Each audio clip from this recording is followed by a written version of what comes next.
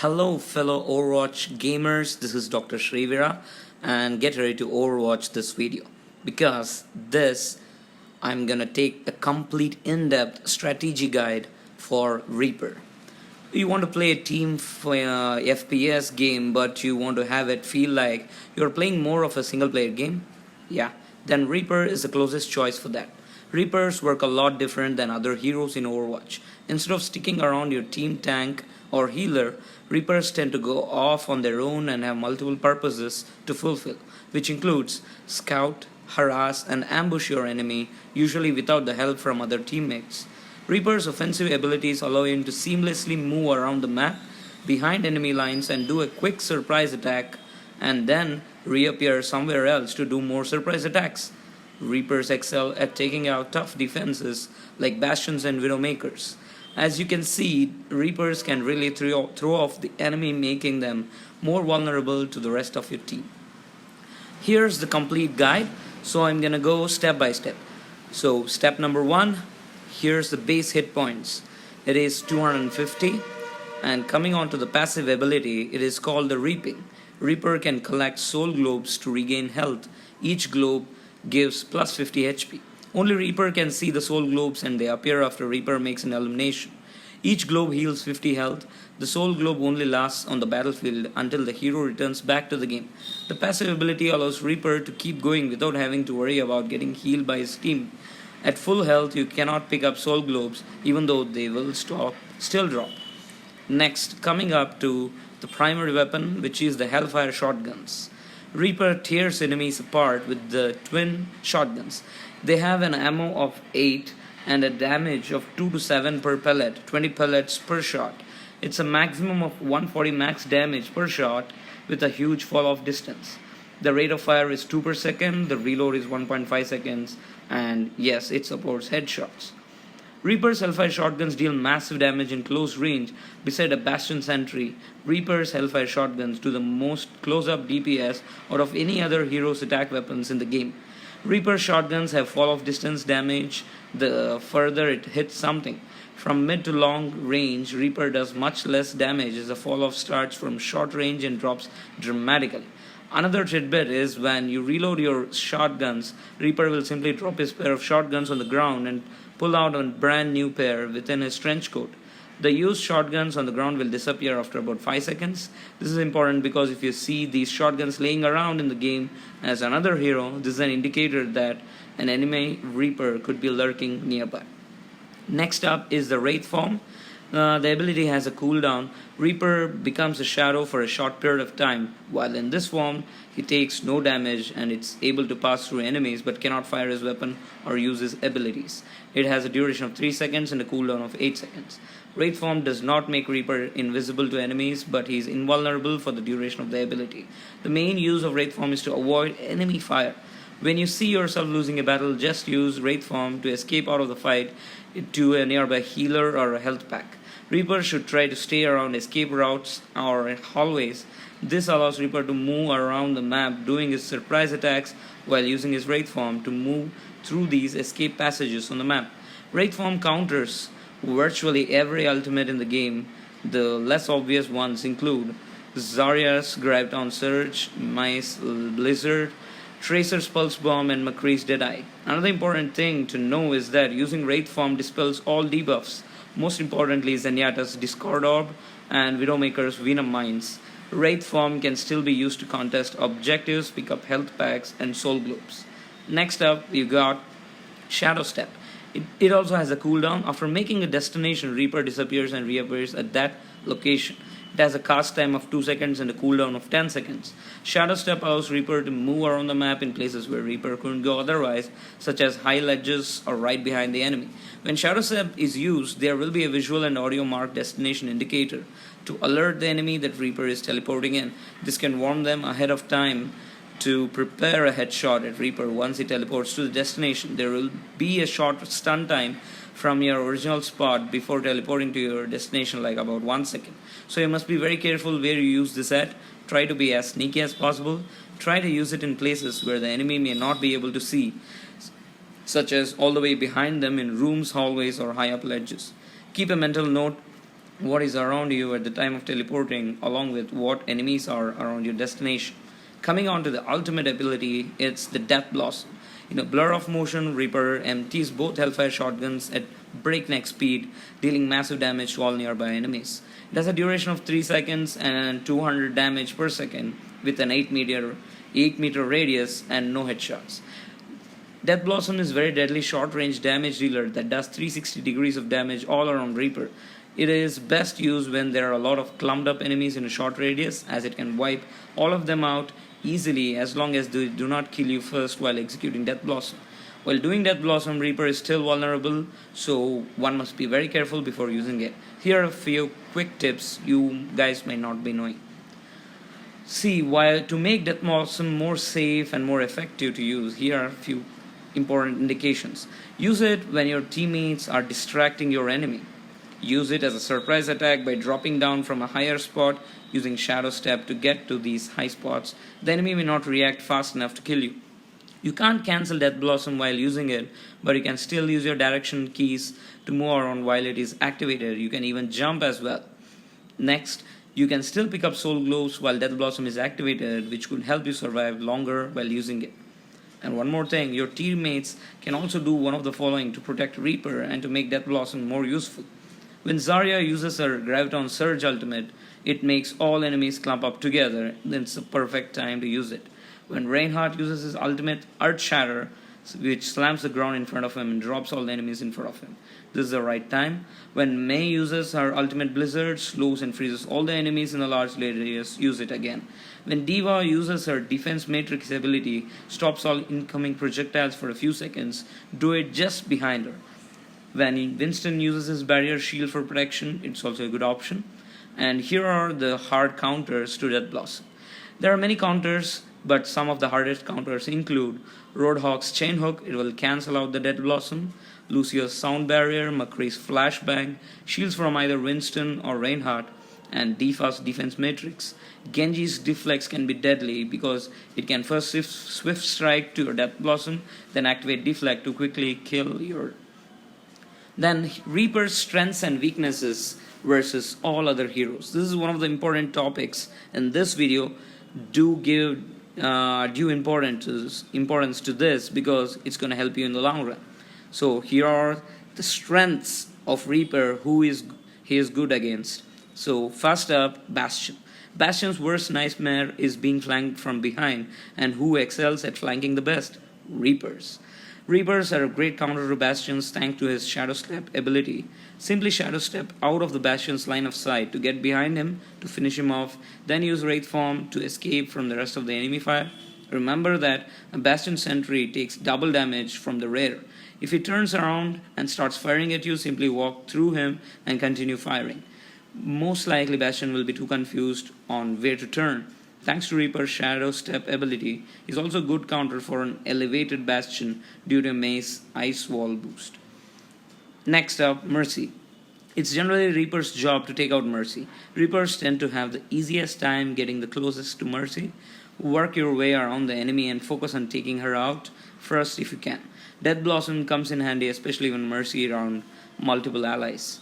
Next up, Junkrat. Junkrat does a good job of blocking off choke points with his traps and flag launcher. Luckily, Reaper is able to shadow step around all that to get up close to Junkrat and take him out. Here's a quick tip again. When someone hits a Junkrat's steel trap, there is usually a concussion mine next to it, waiting to be triggered to kill the one being trapped by the steel trap. Reaper can avoid the mine and escape out of the steel trap by quickly using Wraith Form. If you got stuck in a steel trap and you were unsure if there's a mine underneath of you, use Shadow Wraith anyways to potentially save yourselves. So Junkrat's ultimate Riptide can be easily countered by using Shadow Form or even Shadow Step as a backup counter. Shooting Riptides down with shotguns tends to be very difficult due to the poor damage from medium to long range. Also, since Reaper will tend to kill Junkrat close up, you have to remember to always avoid Junkrat suicide bombs when he dies. Next up, Widowmaker. Widowmaker is a long-range sniper and can't be hard to deal with sometimes. It is generally Reaper's job to hunt her down, along with Tracer and Genji. Reaper's sneaky mobility allows him to get around the map and kill Widowmaker unnoticed. You must watch out for Widowmaker's Venom mines, which are usually placed at choke points, covering Widowmaker to specifically stop enemies such as Reaper. If you can't avoid it, then use Shadow Step again to get around it. If you get triggered by a Venom mine, simply use Wraith Form to dispel it from you. One must be very careful using Shadow Step around a Widowmaker because you might find yourself getting shot in the head immediately after Shadow Stepping if a Widowmaker spots you. Try to use it at a destination spot that is not in her line of sight. Next up, Winston. Winston mostly relies on his teammates for cover, but if he wanders off alone, he may come face to face with a deadly Reaper. The best thing for Winston to do is simply retreat back to his teammates with his jump pack ability, or take a chance and turn on his ultimate primal rage, but Reaper can simply use Wraith Form to escape it. Remember, when you are inside of Winston's barrier projector, you cannot shoot at enemies that are outside of the barrier, as the barrier works to block shots from either side. Winston can counter Death Blossom by using a barrier projector, which could potentially protect his teammates as well. Winston can also use a jump pack leap to avoid further damage. Next up, Symmetra. Symmetra is not much of a problem for Reaper. The worst thing Reaper needs to watch out for is her sentry turrets. Since Reapers are always moving around hallways or passages, sentry turrets are usually placed in these areas. Reaper shotguns are okay at killing them quick enough, and you can always use Wraith Form to further protect yourself from dying to a turret if you need to. You can also Shadow Step past rooms filled with turrets. It is also Reaper's job to go hunt down Symmetra's teleporter ultimate due to its superior mobility. If you manage to get close to Symmetra, then there is not much she can do to you, and her poor mobility will make it difficult for her to escape your Death Blossom. Ana. Ana's poor mobility and low damage output make her very susceptible to getting flanked by Reaper's deadly close-range shotguns. As Reaper, the main thing to watch out for is her sleep darts. Unfortunately, Reaper is one of the few offensive flankers that is easier for Ana to aim sleep darts at, as Reaper doesn't have quick movement abilities like Tracer and Genji. If Ana misses her sleep dart, it can be an easy kill for us. Ana's next best option to use against Reaper is Biotic Grenades, which will do some damage to Reaper while also preventing him from getting healed or preventing him from picking up soul globes. Be careful flanking one of Ana's allies, as she can use Heal Ultimate Nano Boost on the enemy to make them powerful enough to either escape from you or hunt you down with increased damage reduction and damage output. In this case, it might be wise to run away from a nano boosted enemy by using Wraith Form. Next up, Mei. Although Mei has a great short-range freeze weapon, it is usually enough to stop a Reaper. Reapers simply dish out more DPS and have more health than Mei has. Reaper can use Wraith Form to avoid getting frozen at the last moment and use Shadow Step to get around Mei's ice wall to take her out. If you see yourself getting stuck in Mei's ultimate, that is a blizzard, simply use Wraith Form to escape it. A quick Shadow Step is another way to get out of blizzard as well. Mei can counter Death Blossom by quickly using Cryo Freeze or an ice wall to block it. Next up, and last, Tourbillon. Reapers tend to do very well at killing defensive heroes, and in the case of Tourbillons, it's no different. However, Tourbillon's turrets does make it a bit harder for Reaper to deal with it. If you can use Shadow Step to avoid Tourbillon's turret, but still able to shoot at Tourbillon himself. If Tourbillon uses ultimate and is repairing his turret, I find it's practically useless attacking the turret since he will be able to repair it so quickly. Instead, I find it more effective at attacking the Molten Core, Tourbillon himself in this case. Just try and take cover from the turret in the meantime. Tourbillon can counter Death Blossom by using Molten Core to heal up and gain a large amount of health to withstand it. Next, coming on to the weaknesses, be wary of these people. Reaper is very weak against. First up, Pharah. Pharah is the best hero at slaying from harm's way of a Reaper. Her jetpacks allow her to quickly get high above in the air to avoid shots from a Reaper. When she lands on the ground, she can use a Concussive Blast to propel Reaper away from her. And here's a quick tip. If you can, use Shadow Step to get high up on ledges around the map where Pharah may not be looking. You may be able to get some decent shots off on her. Pharah can easily escape from the Reaper's Death Blossom by simply using her jetpacks to fly in the air to avoid it, or by using a Concussive Blast to knock Reaper away from her. Reaper can avoid Pharah's ultimate barrage by using Shadow Wraith. If it's not available, then Shadow Step can be a backup counter for it. Then McCree. McCree is worst for Reaper. Both McCree and Reaper are two of the best close range heroes in Overwatch, but who wins? McCree, mostly because he has upper hand here thanks to his flashbangs. If flashbangs are used faster than a Reaper can use Wraith form, then it is GG.